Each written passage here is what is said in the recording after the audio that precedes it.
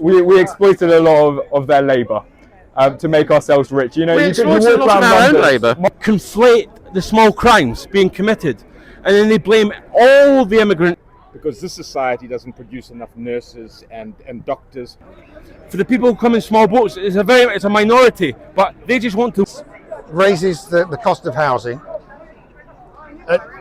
Through competition, it reduces. Abuse young girls, which is something that's being covered up by this government. Do you think immigration is helping or hurting the UK right now? It's a divisive question depending on who you ask. For me personally, I haven't experienced anything negative from it. But you see, on social media, they can paint a picture from small circumstances. So, for example, you have immigrants who are moving to the country, and most of these immigrants are okay. They're genuine people seeking refuge, but perhaps 1% of them will commit a crime. And then on TikTok and on Instagram, what will happen is they conflate the small crimes being committed, and then they blame all the immigrants for this.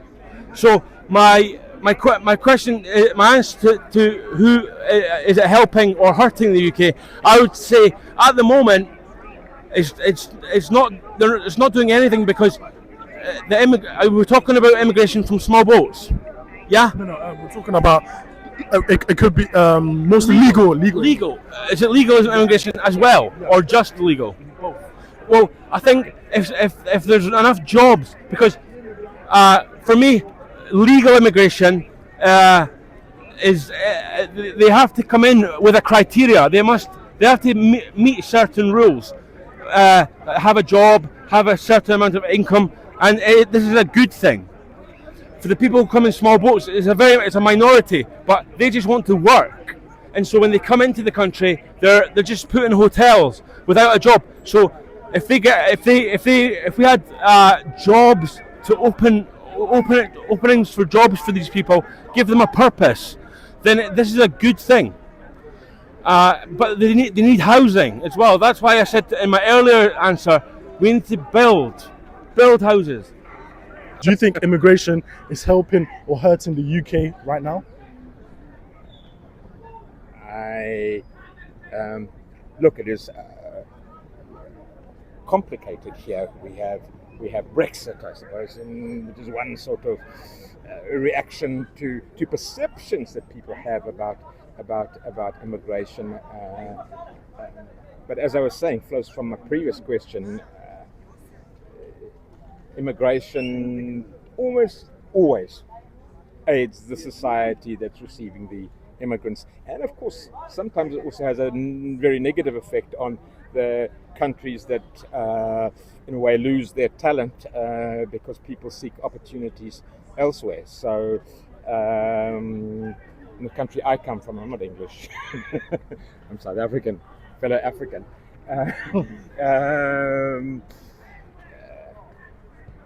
Because this society doesn't produce enough nurses and doctors, what happens is that we lose the nurses and the doctors that we've trained because they get better salaries and conditions here. So look, it is a complicated matter. It has to be managed internationally. We've got an incredibly bad international framework for how we deal with this at the moment, and that's what I'd say.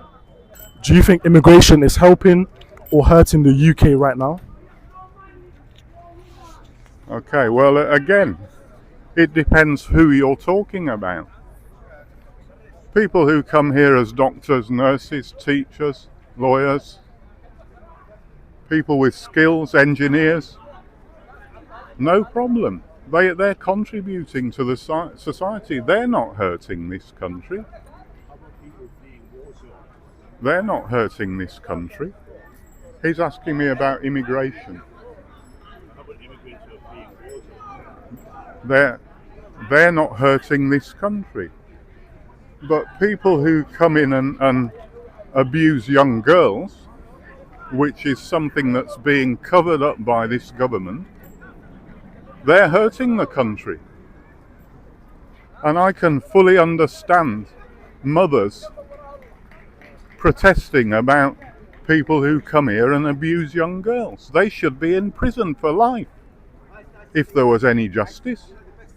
So it's both sides of the coin. Again, if they're contributing to society, no problem. We need people to help to build the country up. But we don't need people to come here and abuse our young girls.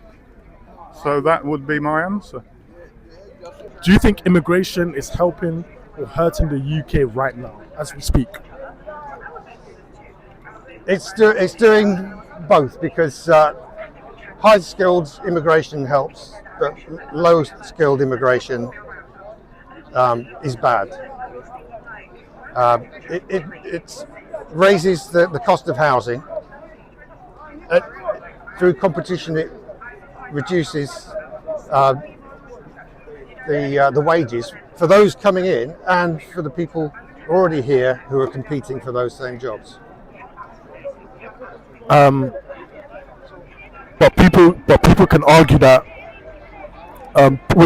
People can argue that if more people come in, that means more people on the tax system. That means more contribution, tax revenue for the government. Well, the government's particularly interested in GDP. The actual, us as individuals, we're interested in GDP per head. So you and I, we're not interested in the size of the economy as a whole. We're interested, can we pay our bills, like our housing costs, and put food on the table. We're not interested in increasing GDP per head. We're not interested in increasing the size of the economy. We're interested in what we get in our pocket. Do you think immigration is helping or hurting the UK as we speak right now? I think undeniably, no matter what side you're on, immigration is helping the economy of the UK right now. And that is mainly because of the economic structure of this country that we were left in after World War II. The empire fell, we've got an economy that's reliant on immigrants. I don't think you can disagree with that, right? Well, first of all, you picked up the economy. Yes. It's not just about the economy. It's not just about the economy, but I'm saying you agree that economic... No, I disagree. Targeted immigration of people where the skill shortages, yes, and all these immigrations should be on time-limited contracts. So if we're short of nuclear scientists or doctors or engineers, first of all, you have to ask the question why. First of all, you have to ask the question why. There's currently 70 million in this country. A lot of those are immigrants. I'd say comfortably we ought to be at 50 million. Now, a country of 50 million people in the past has pioneered the Industrial Revolution. We've pioneered welfare. We've invented the computer, more or less. We did a lot of nuclear power. And yes, true, there were quite a few talented people came from abroad, but the bulk of that is they came from abroad because Britain's a good place to do it. Now, I don't think a country if we perceive a shortage, say, in medical staff, then the workforce planning people in the NHS, where I used to work, should work out why. Why? Are we not paying people enough? Oh, yeah. And also, the other question agree. is, if we're importing nurses from the Philippines, have they got a surplus of nurses? Is it not immoral that we import skilled people from other countries who might need those people more than we do? Now, the other thing is, an awful lot of people who do come across are fueling this dark economy, and also the Uber economy. The cyclists running around with boxes on their back. Now, okay, I'll say that part of that is lots of people's laziness of not knowing how to cook. Yeah. I mean, it's stupid. Why on earth would you trust some shed somewhere in the suburbs and a bloke on a bike to deliver stuff that is your sustenance and your health? No, we used to cook for ourselves. Let's go back to that. Let's take care of our health, live a bit more simply, and we won't need all these people. Now, in terms of the economy, just to tackle that, the measures that we're told, such as GDP, what is that? Gross domestic product. Yeah. That is of no interest to any individual. First of all, because it's a meaningless and flawed concept. For example, if you employed me to dig a hole and fill it up day after day and pay me £50 a day to do it, that would all add to the gross domestic product. People getting ill and then being, through their own obesity or whatever, and then being treated by the NHS. That's all adding to the GDP, so it's meaningless. The other meaningless is gross GDP is again, it is for the whole country. That's of interest to the capitalist class, the people who run the corporations. They see more money flowing around, and they, that's what they're about. If you're going to use GDP, then GDP per capita is the one that's of interest. Now, a lot of people's experience is it's been stagnating or declining. Cost of housing, ability to get around towns. I mean, I'm okay because I'm retired and I get a gold-plated pension, but not everybody's in that position. So for an awful lot of people, and also the other thing is, again, this affects your generation more than mine. I was in the same job for about 30 years. That sort of thing doesn't exist. I got a pension at the end of it, a public service pension. Now, that was under an economy that was post-World War II up to say up to the early 90s. That's the economy that kind of worked. Now we don't have that anymore. Well, somehow we were able to afford it. What's gone wrong? Well, I think you've thrown a lot of things at me there. It's very full on. But I think I'll go back to the point that you said that we, as a small country, managed to build amazing things and do amazing industrial developments. I would say that's because we exploited and raped a lot of the world. And raped a lot of the world of their wealth, right? You don't rape somebody of their wealth. You might trade with them, and the raw resources and stuff are just in the ground. They're not being used. They're not being utilised. Often people will just walk by them. We exploited a lot of their labour. To make ourselves rich, we exploited a lot of our own labour. Marble Arch over there was not built off of our own wealth as a country. That was built off the will. Now what's? No, I think it's Okay. Is it just between us two? We're filming this for YouTube. Yeah. No, if I can answer that. Yeah. Sorry, I'll just finish my point, right? And then since 1945, obviously we've lost all of our empire, and we've had to restructure to a new economy where we could rebuild ourselves, rebuild our houses, rebuild our NHS, off of the work of immigrants that have had to come over to help us do that. The Windrush generation helped us rebuild, and since then I think we've maintained that economy. Whether we should go back to an economy where we're more self-reliant is another debate. I think we probably should, to be honest with you. We need to be making more doctors in our own country. We shouldn't just be having quotas of doctors that go to university. However, I think you can't say that we're ever going to go back to empire days. I wouldn't want to. No. In fact, America's got our old empire, so good luck to them. And look what state the world's in now. Yeah. Empires are generally a bad thing when they're exploitative. I absolutely agree with that. But it's not a black and white issue. I mean, if you dive around a bit in the literature on empires, I know there's a lot of very politically motivated people, particularly on the left, who want to portray the British. Now, when you say that, it almost includes us. And I'm not included in that. No. I've looked into my ancestry.